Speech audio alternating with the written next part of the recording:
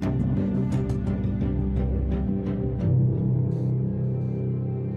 welcome back to the Murdy Creative Co podcast. I'm your host, Colin Murdy, and today's topic is construction crisis. But first, I want to say thank you to everyone who's supported the company so far. If you haven't got a chance, go check us out on the web at murdycreative.co. That's M-U-R-D-Y creative.co. Or you can check us out on Facebook and Instagram to see all of the best of our product shots. Follow us to keep up to date with our daily photos and be the first one to know about new product launches. You can also use the subscribe button at the bottom of our website to be included in all of our new announcements. Be sure to check out our laser engraving, personalization options, and exclusive codes on the website, or you can get a blank one on Amazon Prime. All right, well, I've always known about this. I've often talked about this, and once again, the rule of pi is coming back to bite me. And I should know that this is going to happen. It happens every time. And yet here I am. So the rule of pi, as I've mentioned prior, is that everything takes 3.14 times longer at 3.14 times the expense and 3.14 times the complexity that it should. And this construction project is no different. How many of you have read the book, If You Give a Mouse a Cookie? I'll give you the short version. If you give a mouse a cookie, he's going to want a glass of milk. If he wants a glass of milk, he's going to want to... And the way the book plays out is that every time you give the mouse something, he's going to want something else. And a lot of things in life are like this, but this particular project has turned into that in a way that I just did not expect. Now, the core electrical work that we needed to get done, the core garage doors replacement, the windows, the HVAC, the flooring, all of those core elements, we're all on track for those. We should be able to move in on time. That's not the issue. The issue is the bathroom. And for any of you who've put in a bathroom, I think you're probably sitting there going, yeah, I could have told you that. So here's where we're at. We have to do building permits at the town level and at the county level for walls, insulation, electrical, and bathroom. Not all of them for all of them, but yes.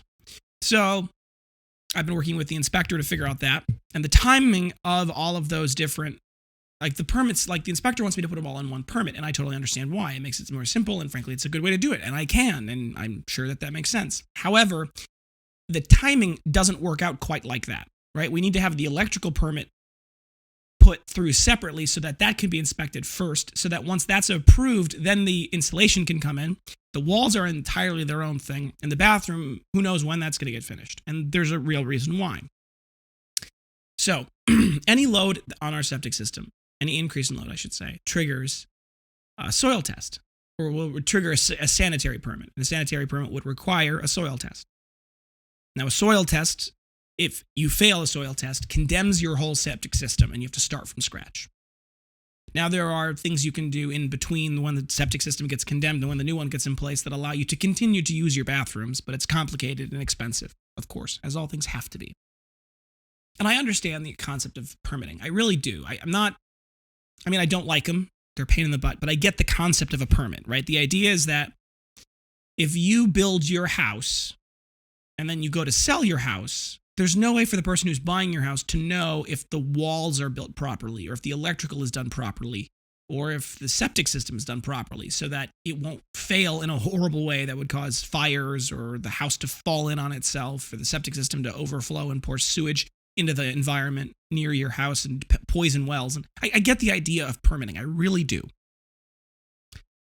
But boy, is it a process. And I am not liking the process. That's for sure. And here's the thing.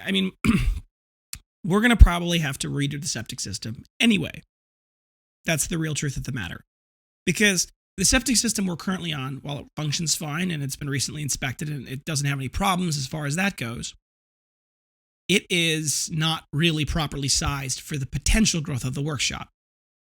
Well, so we're going to have to get a new septic system anyway, or an additional septic system, or a separate septic system, all of which are options, none of which are good options. There is no good option, I should say. They're all bad options. They're all expensive.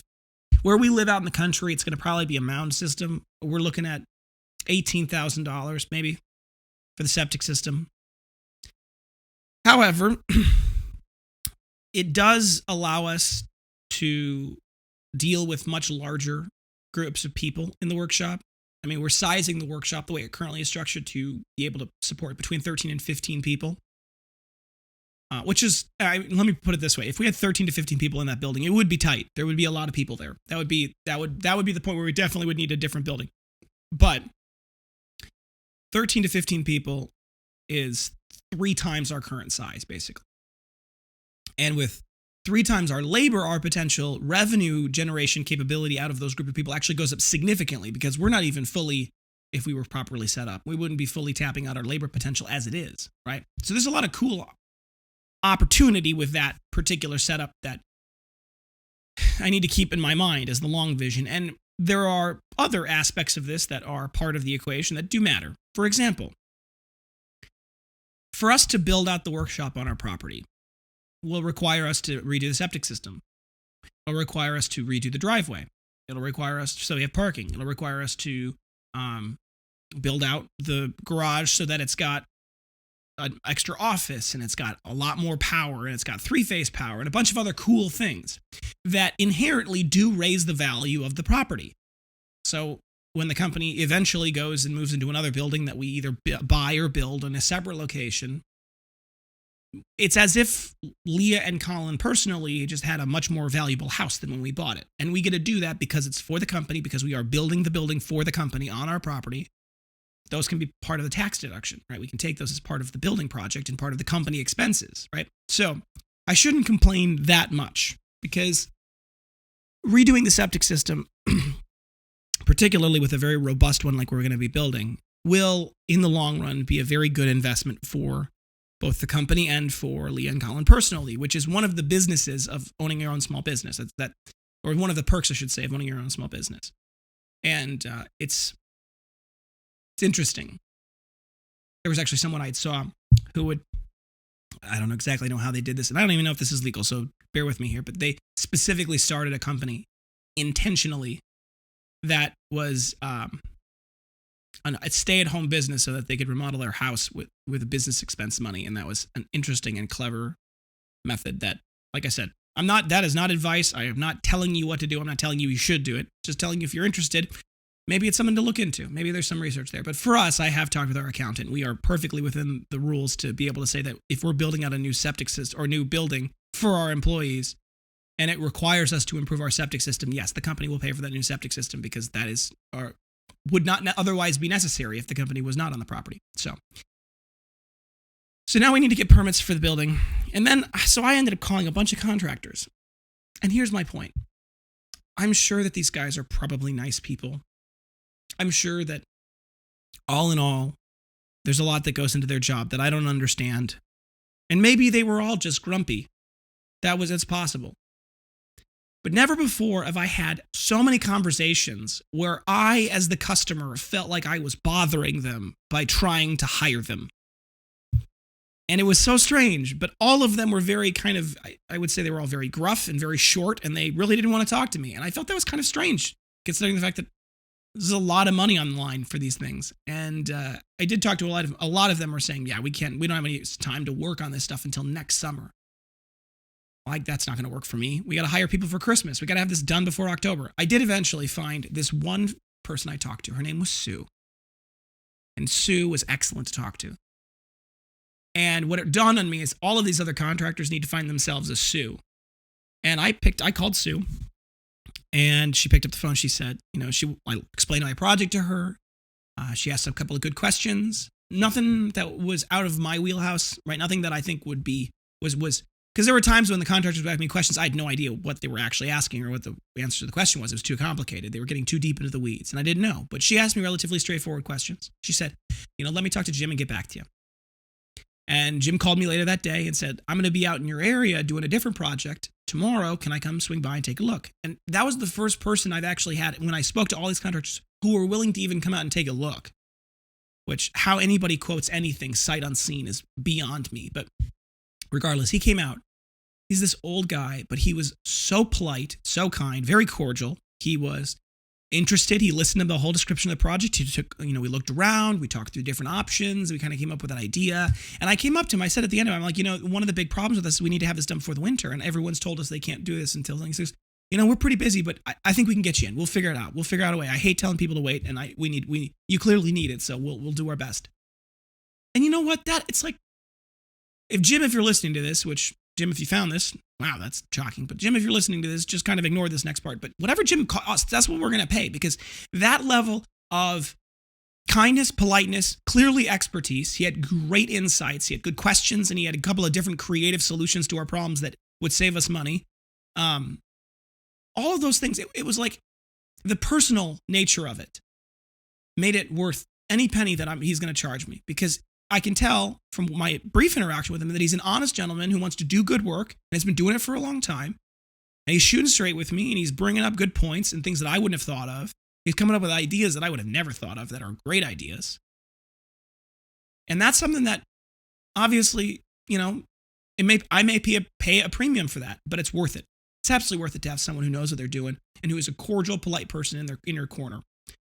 So he's going to actually get a lot more of the work too. He's not just going to do our septic system at this point. His company does gravel leveling and things like that. So he's going to do our driveway, a bunch of other things associated with it. I think he's got some people that are potentially doing plumbing, and I'm going to desperately beg to see if they can do the plumbing. Because here's the other part is, I can't even find a plumber that's not out for like months. And I know that this is actually part of the disadvantage. This is why they don't want to do the job. The job isn't going to take that long, I don't think. Not really. We need someone who can basically tear up the little corner of cement underneath where the bathroom's going to be, put the pipes in, connect them to where they need to go. But we don't even need to have them install the fixtures or anything. Like Home Depot will offer to send a plumber out and install the fixtures if we buy the fixtures from Home Depot. Right? Like I'm good with that. I just need someone who knows what the diameter of the pipes needs to be and how they need to be set up so that they can, everything flows properly and goes where it needs to go. That's all I need. I need someone who can come out, put the pipes where they need to go, and re-pour the concrete. And I can even re-pour the concrete if that's too much for them, right? It's not going to be that much concrete. So all in all, I'm a little bit at my wit's end with this, but we're making progress, and it's just turning into this long-term, unending nightmare, which I should have anticipated.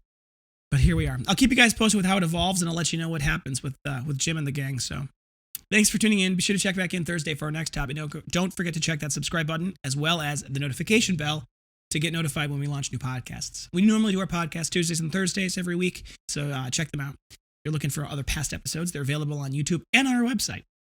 If you have any questions or concerns about your leather binder, journal, or folio, please feel free to contact us on the main page of our website at murdycreative.co, or you can contact us via our Instagram and Facebook. You can text, email, call, direct message, all the usuals. We'll do our best to get back to you as soon as possible, but we do appreciate your patience. If you do want to call or text us, it's 414-434-9001, and we're available from 9 a.m. to 5 p.m. Central Time, Monday through Friday.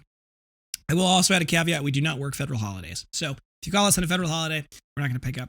You can leave us a voicemail, whether it's you're calling during hours or after hours. If you don't get a hold of us right away, leave us a voicemail. We'll do our best to get back to you as soon as we possibly can. And that number is textable or callable, and it is 414-434-9001.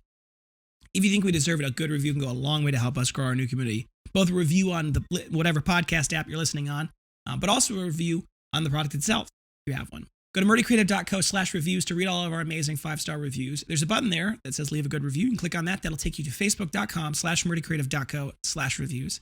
There's a do you recommend the Murdy Creative Company? You click yes, and then you type your review there. It's wonderful. We love them. We read them all. They go on our wall most of the time, if we remember. If you're going to leave us a bad review, there's a button there on that same page. It says get in contact with us. Before you leave a bad review, please give us an opportunity to make it right. It's a small business, and we really, really desperately want to make sure that everyone, for me, it's personal. I want to make sure everyone who ever interacts with this company has a good experience. We will do whatever we can to fix it, up to and including refunding, replacing, recrafting, whatever we can do. Before you give us a bad review, please give us an opportunity to make it right. We will. If you have any podcast topics about you want to hear them, send them my way. I'm always looking for a good podcast topic. It's always complicated to come up with one, so definitely leave it in the comments below or send us an email. Oh, and I also forgot, if you want to leave, you want to help us out, spreading the word is the best form of advertising. So tell your friends and families about it. If you want to do that and you want to get a little something for that, go to our website. There's a rewards button in the bottom left-hand corner. Click on that. You can log in there if you aren't already logged in, but you get 5% back on any purchase you make through that program in-store as in-store credit, but also there's a shareable link there. If you share that with your friends and family, you get $5 off when they get $5 off when they make their purchase, and you get $5 of in-store credit when they make that purchase. So go share the company. It really helps us out a lot. If you're looking for multiple binders, journals, folios, anything we sell, for gifts, menus, really any reason, ask about our bulk discounts if you want more information. Otherwise, the bulk discounts are already built into the cart. So if you just want to, buy a bunch and you don't want to have to bother, asking about it, Just add whatever you want to your cart quantity. It's just based off the total cart quantity, so mix and match to your heart's desire, and then you can click purchase, and it will automatically apply whatever the appropriate bulk discount is. If you're trying to decide, you're like, I don't know whether we want 10 or 15 or 40 or 100 or whatever, and you're trying to kind of decide and you want to get a little more information about what those bulk discounts are, you can feel free to send us an email at sales@murdycreative.co. If you're looking for a custom order, we have no minimum order quantities and no setup fees. It's just a flat fee, normally $15. It can go up a little bit depending on the size, complexity, and what product, but it's normally $15 as a flat fee for that engraving. No minimum order quantity, no setup fee. You can get just one. However, if you want to get multiples of those, the bulk discounts apply to the per book fee for engraving as well. So it can actually go a lot less than that $15 if you're ordering a bunch of them. If you're interested in that, check out the specialty tab on the Murdy Creative Co website. The top thing is bulk/custom or custom/bulk. I can't remember right now. If you click on that, it'll give you all the details of all of the different things, key information, things we might need to know beforehand. We'll have you send us an email with the logo attached and as well as that information at sales@murdycreative.co. Thanks so much for tuning in. Have a great day and goodbye.